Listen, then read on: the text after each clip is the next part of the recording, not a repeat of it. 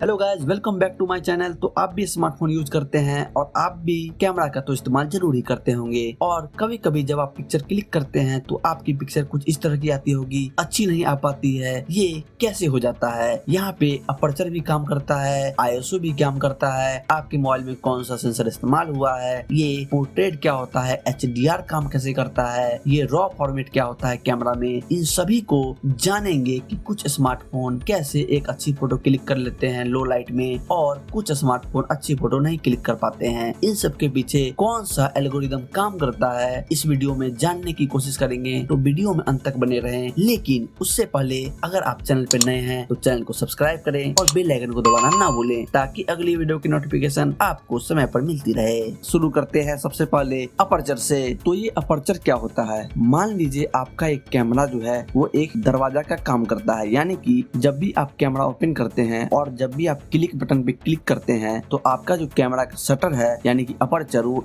Just मिली second के लिए open होता है। यानी कि जब वो ओपन हुआ है तो उसके अंदर कितनी लाइट जा पा रही है उसे ही कहते हैं अपर्चर का साइज। यानी कि जिसका अपर्चर साइज ज्यादा होगा, यानी कि जिसमें 2.3 2.5 होगा अपर्चर, उसका जो शटर है वो कम खुलेगा। और जिसका अपर्चर कम होगा यानी कि 1.7 1.3 उसका जो है अपर्चर साइज बड़ा होगा, यानी कि उसका जो शटर है वो ज्यादा ओपन होगा और उसमें ज्यादा अच्छी लाइट जा पाएगी और वो कम लाइटिंग कंडीशन में भी अच्छी पिक्चर क्लिक कर पाएगा। इसलिए आप देखते होंगे महंगे स्मार्टफोन में ये अपर्चर का जो साइज है ये बहुत ही कम होता है, जिसके कारण उसका जो शटर है वो ज्यादा देर के लिए ओपन होता है और वहाँ पे लो लाइट में भी वो अच्छी लाइट कैप्चर कर पाता है उस शटर के ज्यादा खुलने की वजह से, जिसके कारण वो एक अच्छी फोटो क्लिक कर पाता है। इसलिए आप जब भी अगली बार स्मार्टफोन ले तो उसके डिस्क्रिप्शन में ये जरूर चेक करें कि वहाँ पे आपको इसके कैमरा का अपर्चर साइज क्या देखने को मिलता है। ये अपर्चर साइज जितना कम होगा आपकी जो फोटो है वो लो लाइट में बहुत ही अच्छी आएगी। इस बात का ध्यान जरूर रखें।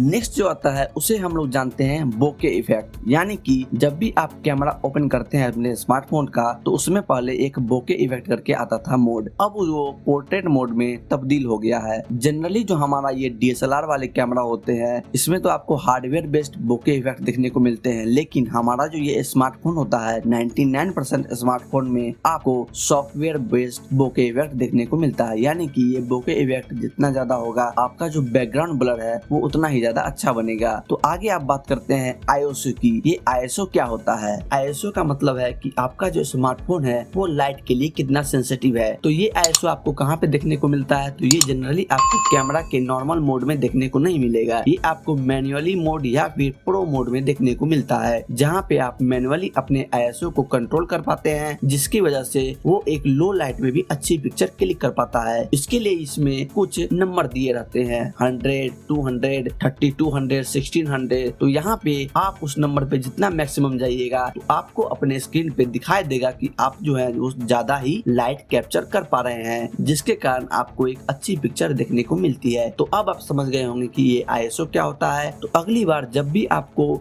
लो लाइटिंग कंडीशन में अच्छी फोटो न आए तो वहाँ पे आप आईएसओ का इस्तेमाल जरूर करें। अब बात करते हैं ये हमारे स्मार्टफोन में जो फोटो क्लिक होता है वो किस फॉर्मेट में क्लिक होके आता है। आपने देखा होगा कि आपका जो एक कैमरा है स्मार्टफोन का वो जनरली JPEG फॉर्मेट में फोटो क्लिक करता है, लेकिन क्या आप जानते हैं कि ये हमारा जो स्मार्टफोन का जो सेंसर है कैमरा का वो रो फॉर्मेट में फोटो को क्लिक करता है और उसे कंप्रेस करके JPEG फाइल में तब्दील कर देता है। ये इसलिए करता है कि JPEG का फाइल का जो पिक्चर होता है वो बहुत ही कम साइज में आता है, लेकिन वहीं रॉ फाइल का जो पिक्चर होता है वो बहुत ही ज्यादा MB में आता है। यानी कि वहाँ पे आपको बहुत ही ज्यादा डिटेल देखने को मिलती है रॉ फॉर्मेट में और JPEG में आपको ज्यादा डिटेल देखने को नहीं मिलती है। नॉर्मल इंसान यानी कि आप जैसे इंसान या फिर जिन्हें कैमरे की ज्यादा समझ नहीं है वो तो JPEG फॉर्मेट में फोटो क्लिक करते हैं, लेकिन जिन्हें कैमरे की ज्यादा समझ है वो अपने स्मार्टफोन से रॉ फॉर्मेट में फोटो क्लिक करते हैं और फिर बाद में उसे एडिटिंग करके वहाँ पे एक अच्छी आउटपुट निकाल लेते हैं। तो अब आप समझ गए होंगे कि ये रॉ फॉर्मेट क्या होता है और JPEG फॉर्मेट क्या होता है। वैसे मैं एक रॉ फॉर्मेट JPEG या फिर PNG का वीडियो लाने वाला हूँ, तो वो वीडियो जरूर देखिएगा आप लोग। तो अब बात करते हैं OIS की और EIS की। ये OIS क्या होता है और EIS क्या होता है? जहाँ पे OIS जो होता है वो एक हार्डवेयर बेस्ड सेंसर होता है, यानी कि ऑप्टिकल इमेज स्टेबलाइजेशन, जो कि हार्डवेयर बेस्ड कहने का मतलब है कि वो कैमरे में ही आपको 6 एक्सिस का जायरो देखने को मिलता है। जब आप वीडियो रिकॉर्ड करते हैं और आपका मोबाइल जो ऊपर नीचे मूव करता है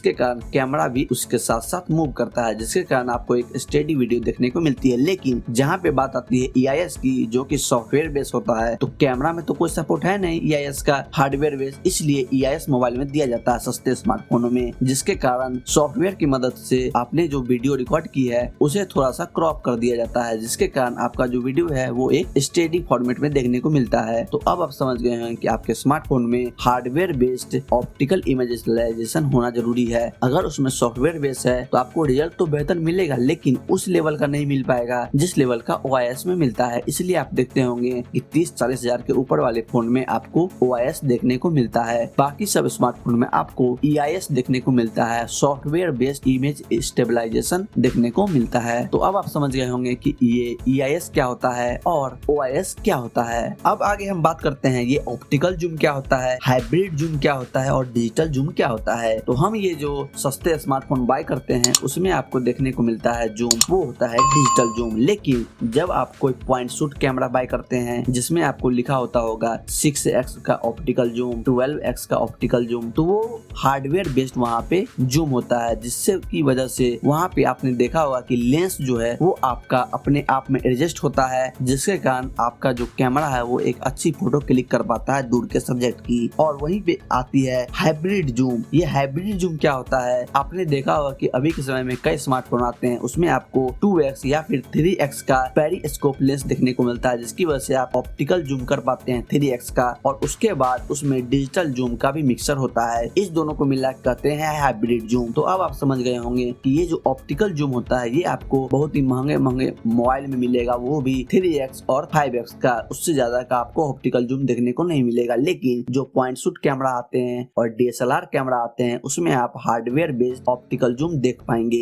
जिसके कारण वहाँ पे एक अच्छी फोटो क्लिक होके आती है। तो अब आप समझ गए होंगे कि हमारे स्मार्टफोन में डिजिटल जूम होता है और पॉइंट शूट कैमरा या फिर DSLR कैमरा में आपको हार्डवेयर बेस्ड जूम देखने को मिलता है, जिसे हम ऑप्टिकल जूम कहते हैं, और मोबाइल में जो जूम होता है उसे हम कहते हैं डिजिटल जूम। और इन दोनों का जो मिक्सर होता है यानी कि हाइब्रिड जूम और डिजिटल जूम किसी किसी स्मार्टफोन में आपको देखने को मिलता है, उसे हम कहते हैं हाइब्रिड जूम। तो अब आप समझ गए होंगे कि ये ऑप्टिकल जूम, हाइब्रिड जूम और डिजिटल जूम क्या होता है। तो अब बात करेंगे ये HDR क्या होते हैं। आप अपने स्मार्टफोन में ये HDR का ऑप्शन जरूर देखते होंगे। तो ये बेसिकली काम ये करता है, जब भी आप हाई लाइट कंडीशन में फोटो क्लिक करने जाते हैं तो आपने देखा होगा कि वहाँ पे कुछ शैडो पार्ट होता है और कुछ लाइटिंग पार्ट होता है। तो जब भी आप कैमरा ओपन करते हैं तो वहाँ पे देखते होंगे कि आपका जो कैमरा है वो शैडो पार्ट को बहुत ही अच्छे से कैप्चर कर पा रहा है, लेकिन हाईलाइट को एकदम ही ज्यादा ब्लोन आउट कर पा रहा है। और इस कंडीशन में आप कैमरा से क्लिक करते हैं, नॉर्मली फोटो अच्छी क्वालिटी देखने को नहीं मिलती है। तो ये HDR का काम ये होता है कि यहाँ पे ये एक ही टाइम पे मल्टीपल शॉट क्लिक करता है, आपके शैडो पार्ट का भी, आपके हाईलाइट के पार्ट का भी, और इसे ये कंबाइन कर देता है सॉफ्टवेयर बेस पे, जहाँ पे आपको हाईलाइट एंड बैकग्राउंड में जो लो लाइट था उसमें भी आपको दोनों ही जगह बहुत ही अच्छी क्वालिटी देखने को मिलती है। अब आप समझ गए होंगे कि HDR का काम क्या है। तो ये थे कैमरा के कुछ ऐसे टर्म जो नॉर्मली बहुत ज्यादा लोग नहीं जानते हैं,